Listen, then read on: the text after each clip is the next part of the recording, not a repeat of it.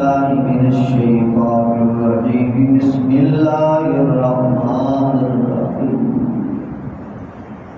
إن الذين قالوا ربنا الله ثم استقاموا تتنزل عليهم الملائكة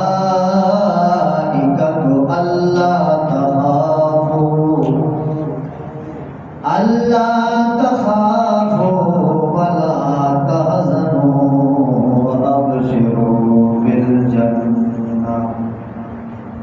وأبشروا بالجنة التي كنتم توعدون نحن أولياؤكم في الحياة الدنيا وفي الآخرة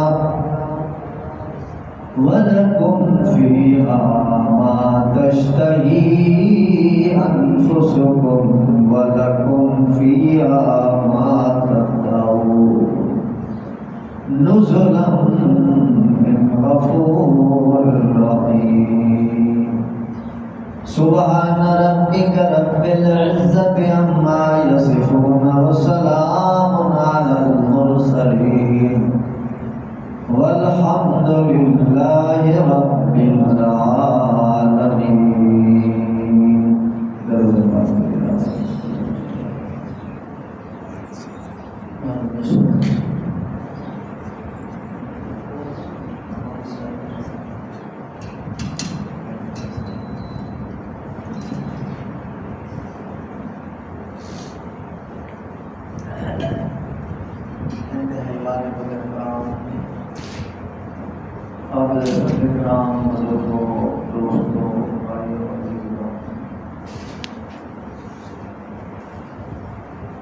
ہماری بڑی خوش نصیبی ہے،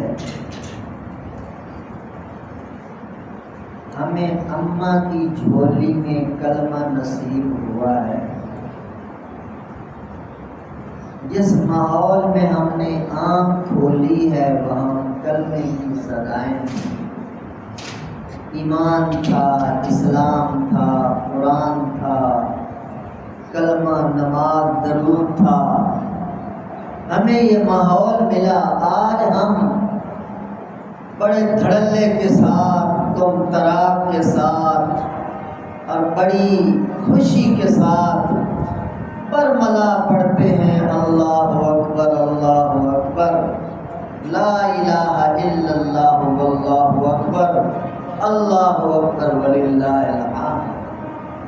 اللہ کی توحید کا نعرہ بلند کرتے ہیں، اللہ کی تمجید کو، تحمید کو، بزرگی کو، بڑائی کو، الوہیت کو، وحدانیت کو، اس اکیلی ذات کا ہم علل اعلان اظہار کرتے ہیں۔ مگر میرے محترم دوستو، یہ کلمہ شریف جو آج ہم آسانی سے پڑھ رہے ہیں، اس کلمے پر ایسا دور بھی گزرا ہے، یہ کلمہ پڑھنے والا اشتہاری مجرم ہو جاتا ہے۔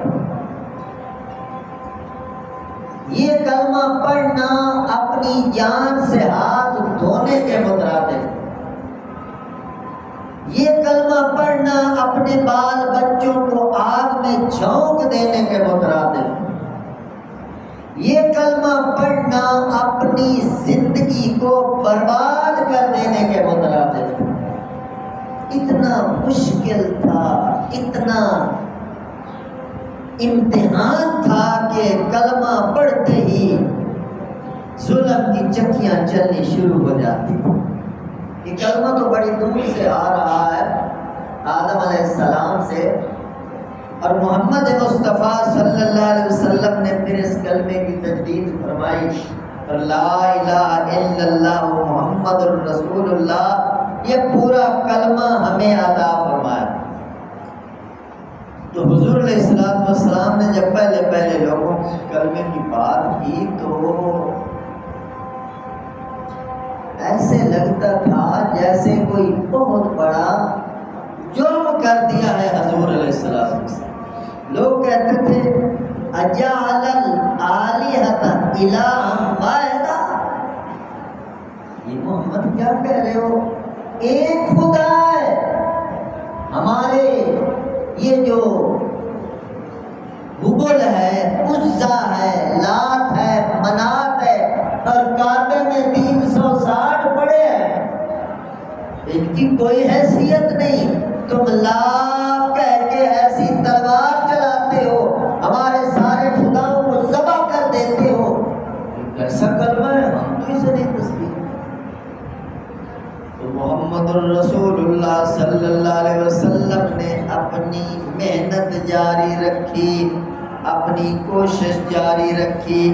اسلام میرے محترم دوستو اپنے ابتدائی زمانے میں ایسے تھا جیسے کسی درخت کی نئی نئی کونپل زمین سے نکلتی ہے، انگوری زمین سے نکلتی ہے، بالکل معصوم سی کونپل، اور پھر کونپل جب اوپر آتی ہے اس کی معصوم سی پتیاں، معصوم سی شاخیں وہ آگے بڑھنا شروع کرتی ہیں، پھر بڑھتے بڑھتے اس پر مضبوط ٹہنیاں بننی شروع ہو جاتی ہیں، مضبوط شاخیں لگنی شروع ہو جاتی ہیں، مضبوط تنا بننا شروع ہو جاتا ہے، اس پر پھر پھول لگنے شروع ہو جاتے ہیں، اس پر پھر پھل لگنا شروع ہو جاتا ہے۔ اسی طرح میرے محترم دوستو اسلام کا پودا جب محمد الرسول اللہ صلی اللہ علیہ وسلم پہلی بار لگا رہے تھے تو مخالف سمت سے پتھر آ رہے تھے، گالیاں برس رہی تھی، اور لوگ اس پودے کو ختم کرنے کے لیے پتہ نہیں کیا سے کیا منصوبے بنا رہے تھے، اور ظلم کی چکی چل رہی تھی، اور حضور علیہ السلام بار بار اعلان فرما رہے تھے، اے لوگو اگر دنیا کی کامیاب زندگی چاہتے ہو کلمہ پڑھنا پڑے گا، اگر آخرت کی کامیاب زندگی چاہتے ہو تو کلمہ توحید کا اقرار کرنا پڑے گا۔ حضور علیہ السلام کی اپنی زندگی بھی مشکل ہو گئی، لوگوں نے گندی اوجھلیاں اٹھا کے محمد پاک کے پھول جیسے بدن میں لا ڈالی، قربان پکڑ لیا، اور پتہ نہیں کیا سے کیا بات کرتے ہوئے بھی کلیجہ پھٹتا ہے، مگر حضور علیہ السلام نے یہ سارے ظلم برداشت کیے۔ صحابہ کرام تو کلمہ پڑھنے کے بعد اتنے ذلیل ہو گئے، اتنے پریشان ہو گئے، اتنی زندگی تنگ ہو گئی، اپنا گھر چھوڑ دیا، حبشے کی طرف ہجرت کر لی کہ یہاں زندگی مشکل ہو گئی ہے۔ جب حبشے کی طرف گئے تو حبشے کا نجاشی بادشاہ تھا، عیسائی بادشاہ تھا، تو یہ جو مکے کے بڑے بڑے شیطان تھے ان کو گرفتار کرنے کے لیے حبشہ پہنچے، اور بادشاہ سے ملاقات کی کہ ہمارے کچھ بھگوڑے دین بیزار، ماں باپ کے دین کے مخالف، آبا و اجداد کے دین کے باغی آپ کے ملک میں آئے ہیں، ان کو ہمارے حوالے کیا جائے۔ تو بادشاہ نے کہا کہ بھگوڑے آئے ہیں ہمارے ملک میں، باغی آئے ہیں، تو بادشاہ بہت سمجھدار آدمی تھا، اس نے کہا یار پہلے میں پوچھوں تو صحیح ہمارے ملک میں جو آئے ہیں ان کی خیالات کیا ہیں، نظریات کیا ہیں، ان کی سوچ کیا ہے، وہ کیا چاہتے ہیں اور کیا کہتے ہیں۔ تو بلایا گیا صحابہ کرام کو کہ اپنا موقف میرے سامنے پیش کرو، نجاشی بادشاہ نے بلایا، تو صحابہ کرام رضی اللہ تعالیٰ عنہ نے حضرت جعفر طیار رضی اللہ تعالیٰ عنہ کو بادشاہ کے سامنے پیش کیا، یہ ہمارا موقف، ہمارا مدعا، ہمارا جو مشن ہے، ہمارا جو نظریہ ہے، یہ آپ جناب کے سامنے بیان کریں گے۔ حضرت جعفر طیار رضی اللہ تعالیٰ عنہ نجاشی کے سامنے کھڑے ہیں، اور نجاشی سوال کرتا ہے، ہاں جی یہ لوگ دعویٰ کرتے ہیں کہ آپ بھگوڑے ہیں، آپ دہشت گرد ہیں، آپ باپ دادے کے دین کو چھوڑنے والے باغی قسم کے لوگ ہیں، آپ اپنے بارے میں کچھ بتائیں۔ ان کا موقف تو میں نے سن لیا، تمہارا نظریہ کیا ہے؟ حضرت جعفر طیار نے اسلام کو بڑے خوبصورت انداز سے پیش کیا، محمد علیہ السلام کے کلمے کو، ان کی توحید کو، ان کی دعوت کو، ایمان کو، اسلام کو، روح قرآن کو نجاشی کے سامنے بڑے خوبصورت انداز میں پیش کیا۔ یا پھر طیار فرمانے لگے، اے شہنشاہ حبشہ، ہم گمراہ لوگ تھے، انہوں نے ہمیں ہدایت کا راستہ دکھایا، ہم حشرات الارض کھانے والے، مردار کھانے والے، گو کھانے والے، حلال حرام ہڑپ کر جانے والے لوگ تھے، انہوں نے ہمیں حلال راستے بتائے ہیں، پاکیزہ زندگی عطا فرمائی ہے۔ ہم سود کھانے والے تھے، جوئے کھیلنے والے تھے، بدکاریاں کرنے والے تھے، ڈاکے مارنے والے تھے، بد اخلاق قسم کے لوگ تھے، اور انہوں نے ہمیں با اخلاق بنایا ہے، انہوں نے ہمیں با حیا بنایا ہے، انہوں نے ہمیں عزت والی زندگی عطا فرمائی ہے۔ تو میرے محترم دوستو، حضرت جعفر طیار نے اسلام کا خوبصورت نقشہ شاہ حبشہ کے سامنے پیش کر دیا۔ جب شاہ حبشہ نے یہ باتیں سنی تو اسلام کے اندر تو بڑی کشش ہے، کیونکہ فطرت کا مذہب ہے، تو نجاشی نے کہا یار یہ تو بڑے اچھے لوگ ہیں، کیسے میں ان کو آپ کے حوالے کر دوں؟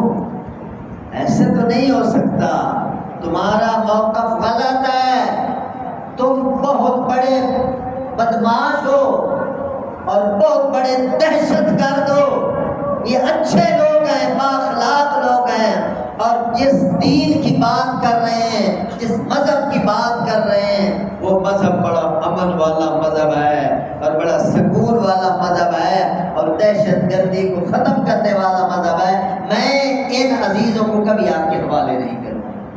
وہ مایوس ہو کے واپس آئے، جب واپس آئے تو پھر سیدھے حضرت ابو طالب کے پاس گئے، پورا وفد بن کے، حضور موجود ہے مکے میں، وفد بن کے گیا اور ابو طالب کو کہنے لگے کہ بھتیجے کو روک لے، کلمہ شہادت کی تبلیغ روک دے، کلمہ توحید کا اعلان روک لے، ورنہ اچھا نہیں ہوگا۔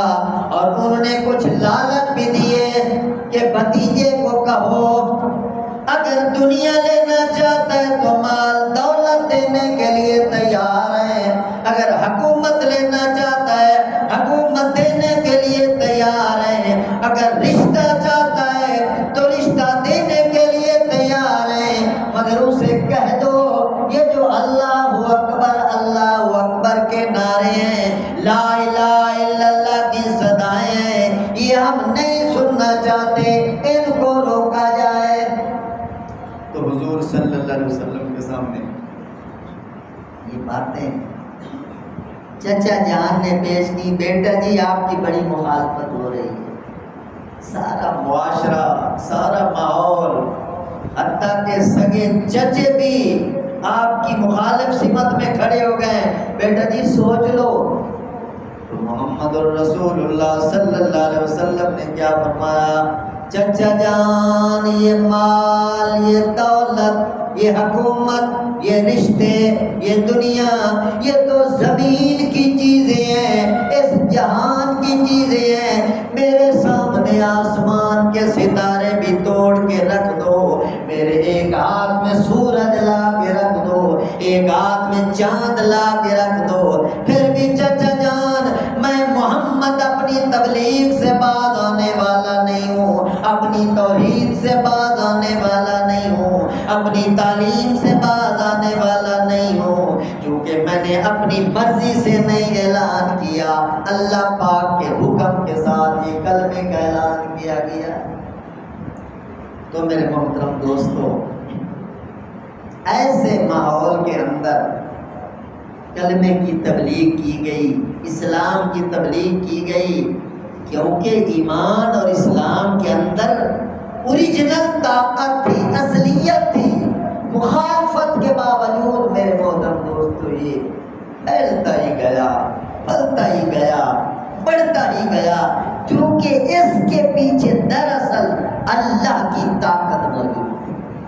اور جو لوگ اسلام کے ساتھ وابستہ ہوتے چلے گئے، بظاہر حالات بڑے سنگین تھے، بڑی پرخطر زندگی تھی، سکون برباد ہو گیا تھا، مگر ان طوفانی جھکڑوں کے اندر وہ مسکراتے تھے، وہ خوش ہوتے تھے، کیونکہ ان کے اوپر اللہ کی سکینہ نازل ہو رہی تھی، اللہ کی مدد ان کے ساتھ شامل حال تھی۔ جب اللہ ساتھ ہوتا ہے تو پھر طوفانوں کے اندر بھی بندہ مسکراتا ہوا نظر آتا ہے۔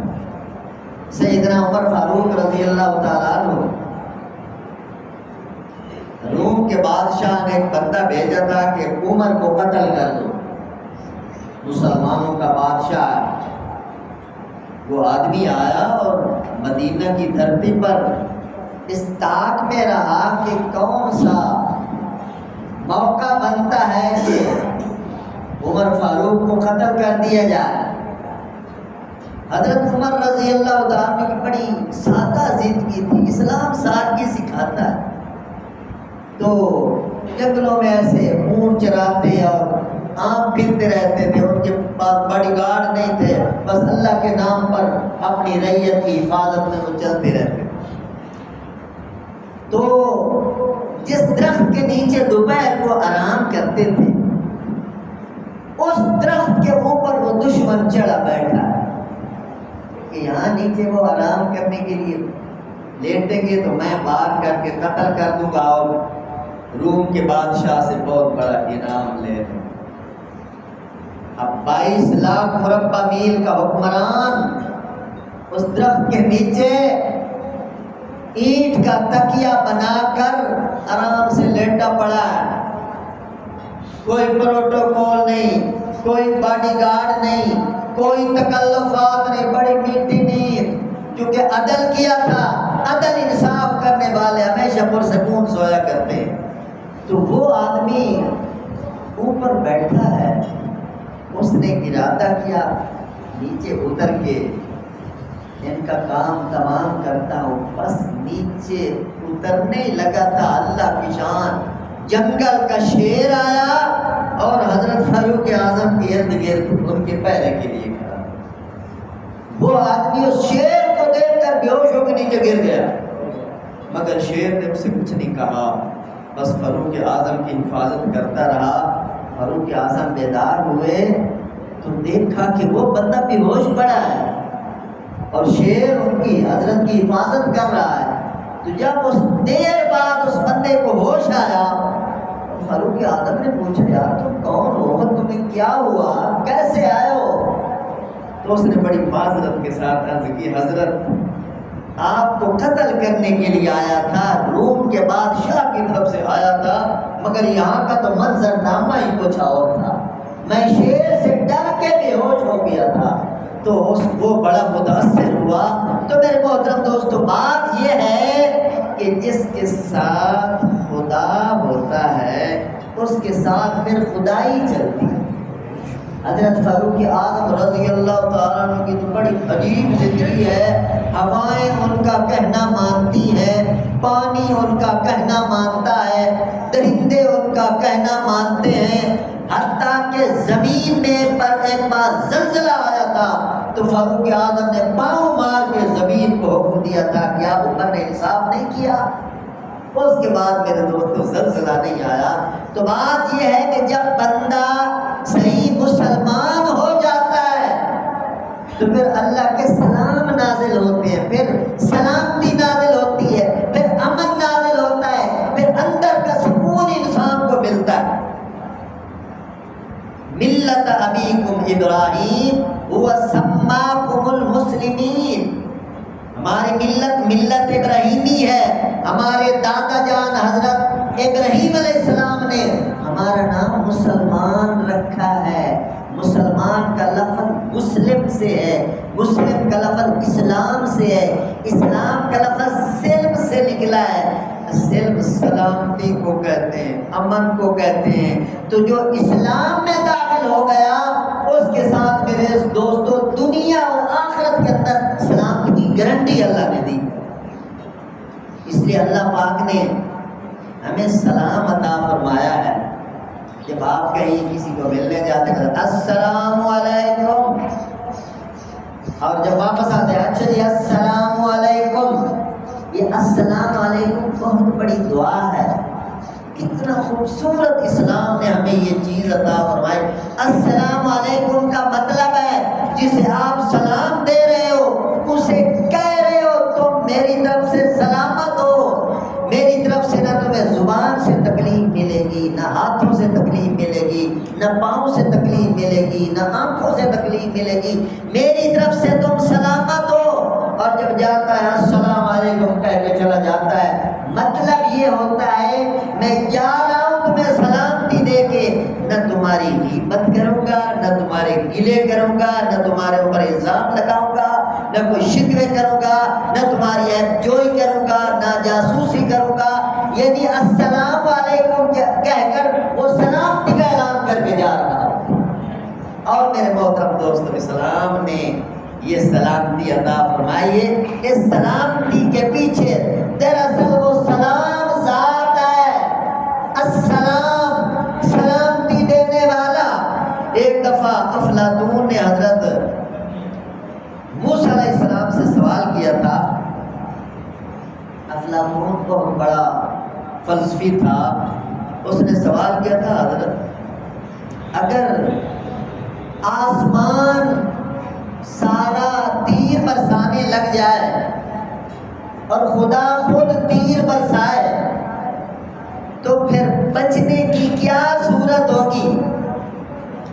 پورے آسمان سے تیر برس رہے ہیں اور برسانے والا خدا ہو تو بچنے کی کیا صورت ہوگی؟ سلامتی کا کیا طریقہ ہوگا؟ تو موسیٰ علیہ السلام چونکہ پیغمبر تھے بڑا خوبصورت جواب دیا، فرمایا کہ تیر برسانے والے کے ساتھ وابستہ، تیروں سے بچ جاؤ۔ جو تیر برسا رہا ہے نا اسی کے ساتھ چپک جاؤ، اس کے ساتھ وابستہ ہو جاؤ تو تیروں سے بچ جاؤ گے۔ تو میرے محترم دوستو بات یہی ہے، دنیا کے حادثے ہوں یا آخرت کے حادثے ہوں، مسائل ہوں، مشکلیں ہوں، بیماریاں ہوں، جتنے بھی مسائل ہیں سب اللہ کی مخلوق ہے۔ ان سے بچنا چاہتے ہو تو اللہ کے ساتھ وابستہ ہو جاؤ، اس سلام ذات کے ساتھ وابستہ ہو جاؤ۔ اگر اللہ کے ساتھ وابستہ ہو جاؤ گے اللہ دنیا میں بھی سلامتی نصیب فرمائیں گے، آخرت میں بھی سلامتی نصیب فرمائیں گے۔ اللہ مجھے اور آپ سب کو پوری استقامت کے ساتھ ہمیشہ ہمیشہ اپنی ذات عالی سے وابستہ رہنے کی توفیق نصیب فرمائے۔ وآخر دعوانا